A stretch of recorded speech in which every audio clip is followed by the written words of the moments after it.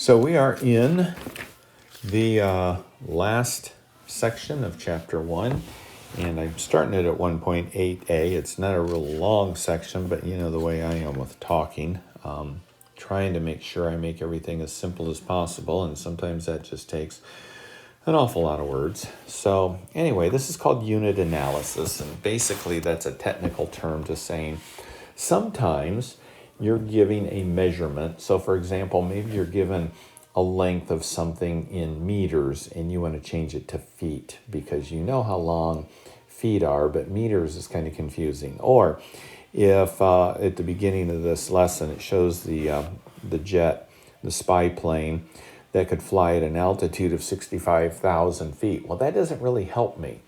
I can visualize or I can conceptualize in my brain how many miles that is, and get an idea. Okay, so 65,000 feet, that's about 12 miles up in the air. Well, that seems a lot more that gives me a lot more understanding than somebody saying 65,000 feet. I don't have a concept of what 65,000 feet is, a distance, but I do know that 12 miles is from my house to Fred Meyer in Soldotna. So helps me to, okay, that is a long way. Wow, that's really, really high.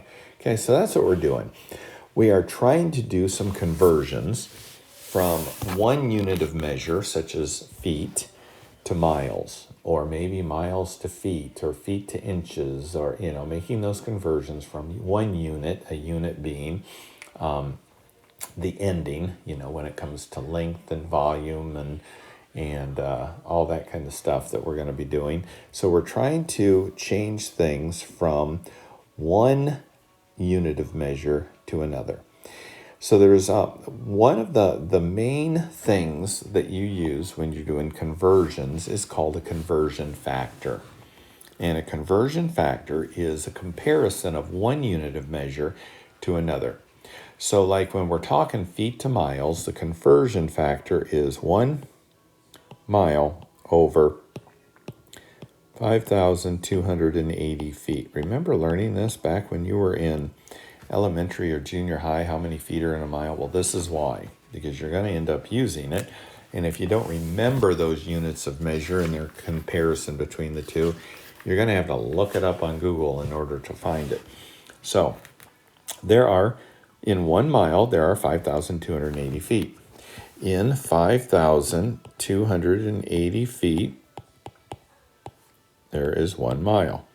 So depending on what we're doing is dependent on which order you put your conversion in. And I'll teach you how to do that, how to real quickly and easily be able to figure out which of those two to use depending on what you're doing. Okay, so let's go ahead and keep that there, make it small, move it out of here a little bit. Let's look at that 65,000 feet that this U-2 plane can fly at. So first of all, what you do is you write what you're given. We're at 65,000 feet. And it wants to know how many miles there are. So we are converting from feet to miles. Sometimes that helps me to put that up here to remind me of where I'm going. In fact, I would ask that you do that because you're going to see that it's going to be helpful. So you write what you're given, then you put a time sign in a line. Then I look at my conversions here. So here are my two conversions, my two options that I have here.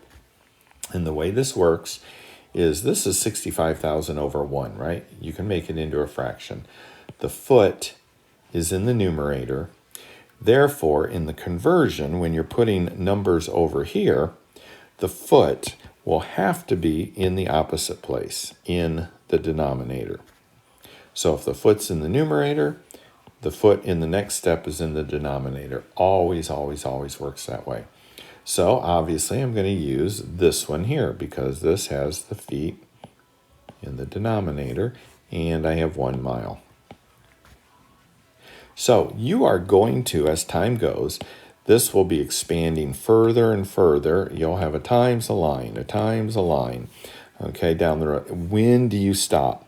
And this is why I like to write my conversion thing up here, where I'm going, because this tells me where I'm going to stop. I'm going to stop when I'm at miles. I'm at miles right here, so I know this is as far as I have to go.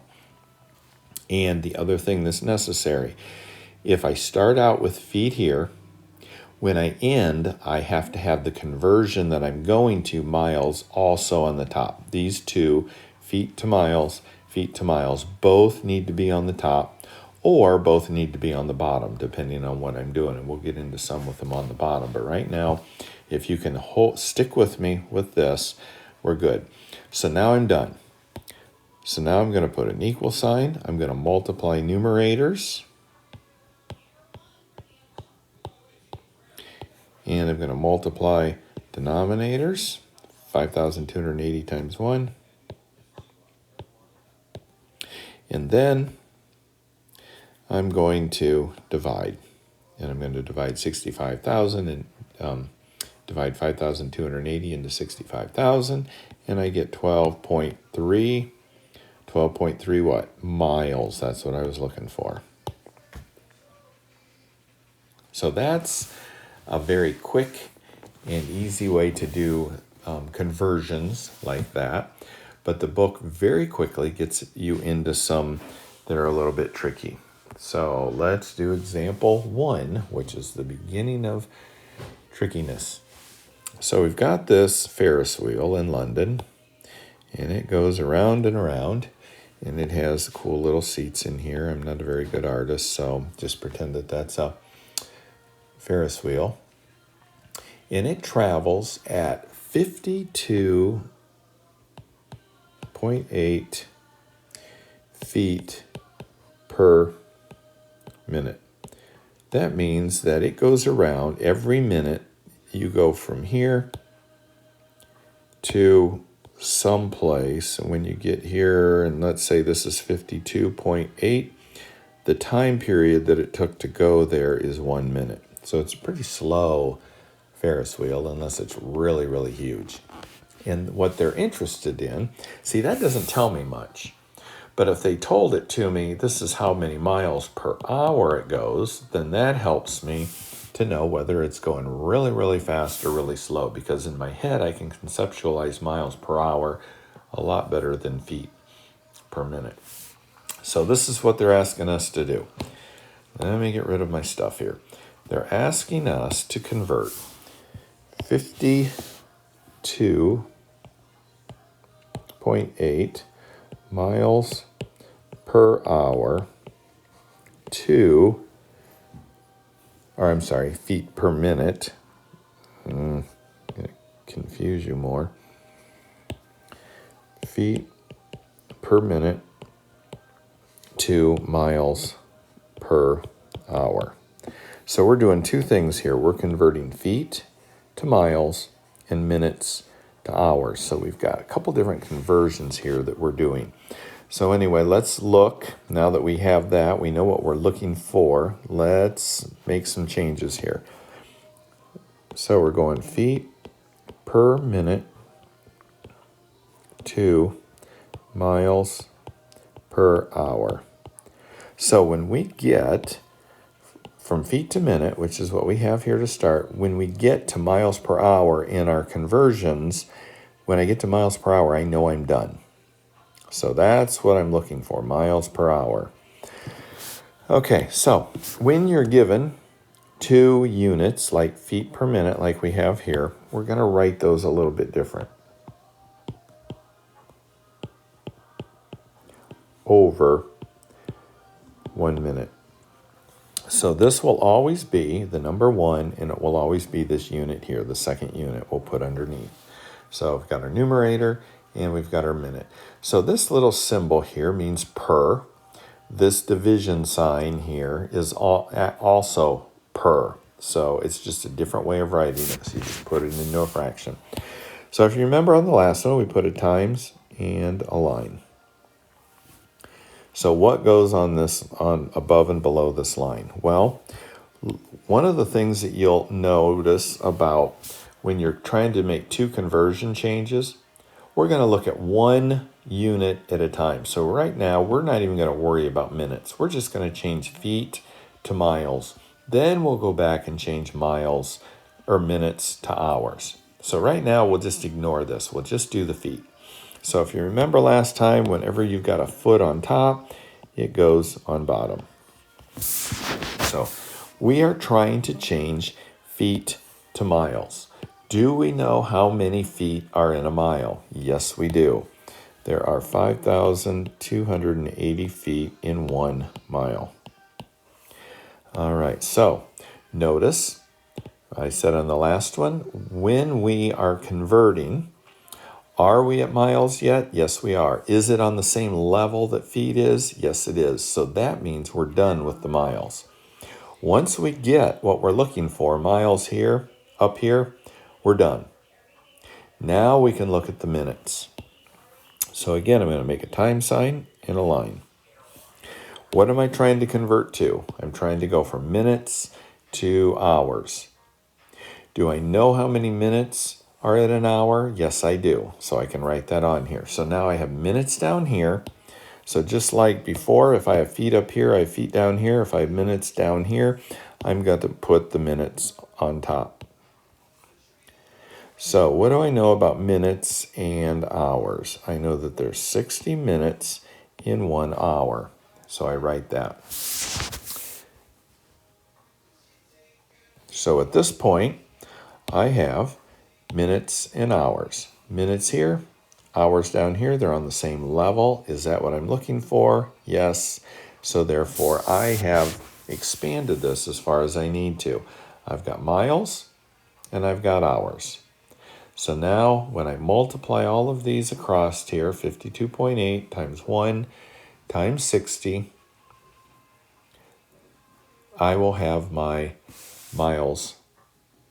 And I have multiply these and I will have my hours. Now, what I'm looking at, and one thing that sometimes helps, is if you circle when you're done with each of those so that you know that you're done. Because even though miles is what we're looking for, it's not at the end. So, and it also helps you to know what your unit is. So I'm going to go ahead and multiply 52.8 times 60.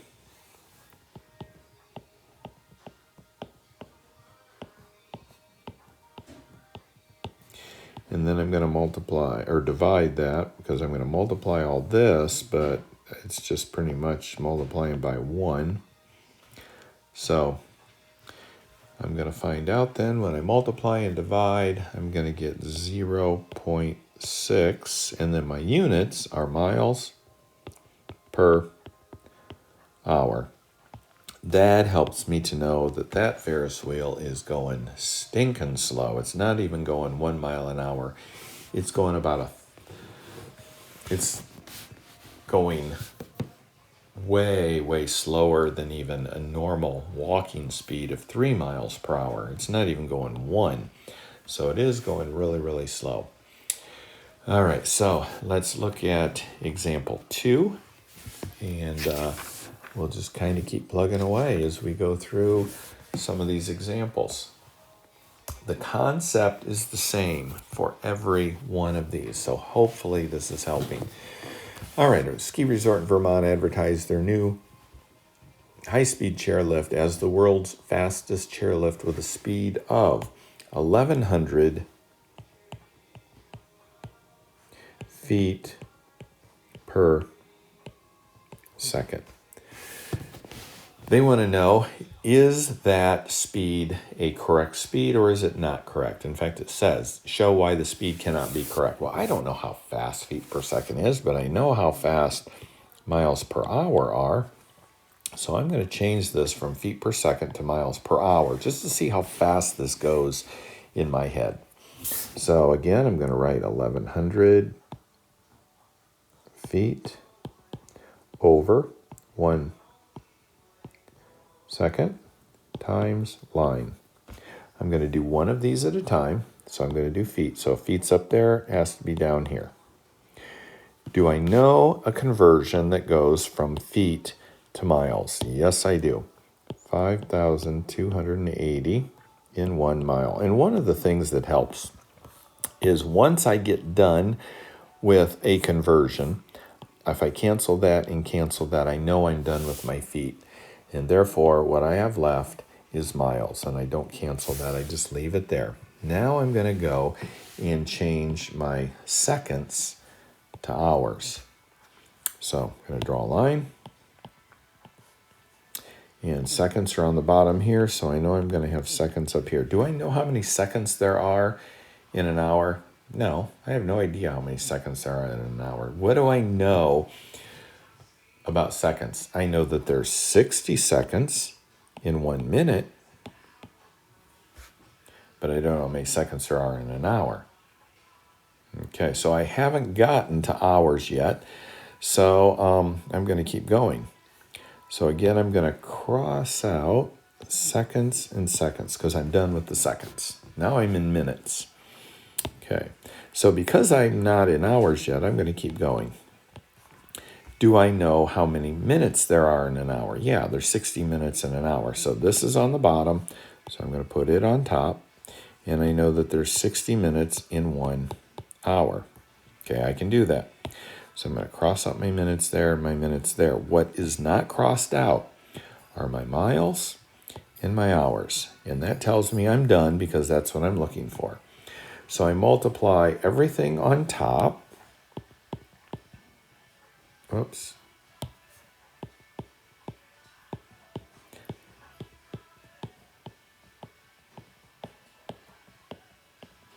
And everything on bottom.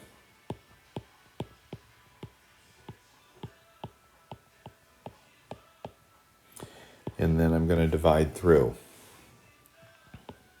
So I'm going to multiply all that and divide, and I get 750 what? Miles per hour. That's how I can tell that it's not possible. This ski chairlift is not going to be going 750 miles per hour. It is not going to be going faster than the speed of sound. It would be sonic booming all the time. So anyway, that is how you prove that it's not possible. All right, I'm going to stop there, and we'll continue on with these unit analysis. There are, gosh, how many are there? There's 8 of them, and we have done 2 or 3. So we'll keep moving along in the next video.